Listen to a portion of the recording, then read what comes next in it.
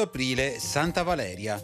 È il 118° giorno dall'inizio dell'anno, ne mancano 247 al termine. Il sole sorge alle 6.04, tramonta alle 20.13.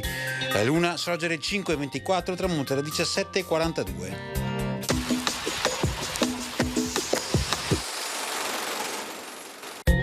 Muore a Venezia Gian Battista Piazzetta, uno dei maggiori pittori del Settecento, dotato di un senso vivissimo del chiaroscuro che venne svolgendo su temi barocchi, condusse alle estreme conseguenze della riforma pittorica iniziata dal Caravaggio. Fra le sue opere maggiori è il dipinto di San Domenico in Gloria, nella chiesa dei Santi Giovanni e Paolo a Venezia.